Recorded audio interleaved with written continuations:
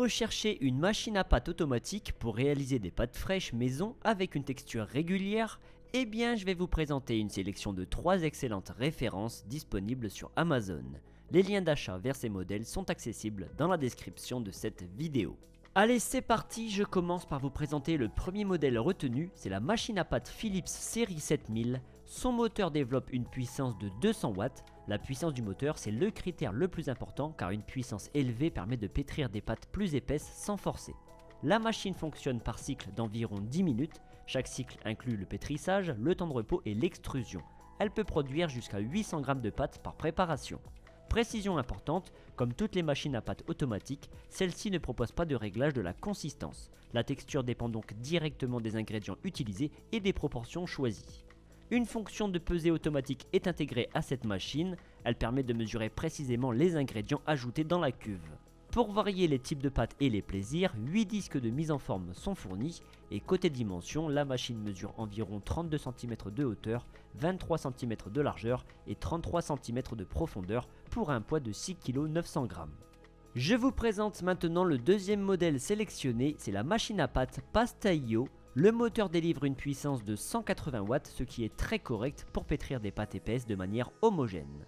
La machine fonctionne avec des cycles d'environ 12 minutes, chaque cycle permet de produire jusqu'à 800 g de pâte. Je rappelle que sur les machines automatiques, il n'est pas possible de régler la consistance de la pâte, ça se joue uniquement avec les ingrédients utilisés et les proportions choisies. Pour varier les formes de pâte, 11 disques de mise en forme sont fournis. Sur ce modèle, une fonction de pesée automatique est intégrée, elle facilite le dosage précis des ingrédients avant le lancement du programme.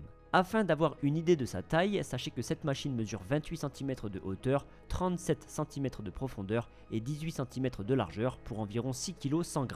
Et si vous vous posez la question du bruit d'une machine à pâte, sachez que quel que soit le modèle, ça tourne autour de 50 à 60 décibels au maximum.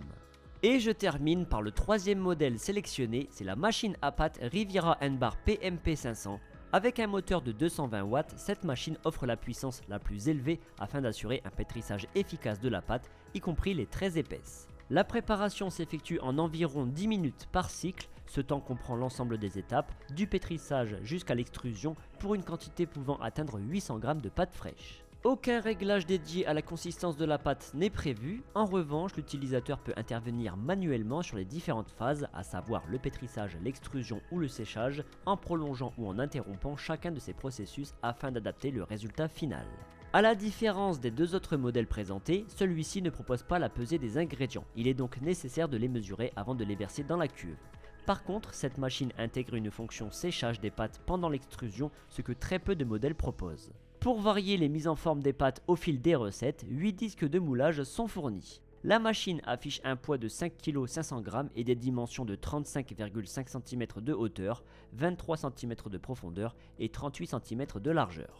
Ce comparatif est désormais terminé, j'espère qu'il vous a été utile. Voici un tableau comparatif entre les 3 modèles que j'ai abordés dans cette vidéo. Je vous rappelle que les liens d'achat sont disponibles dans la description. Si vous avez des questions sur l'un des modèles, n'hésitez pas. Si ce n'est pas encore fait, abonnez-vous à la chaîne car vous méritez le meilleur.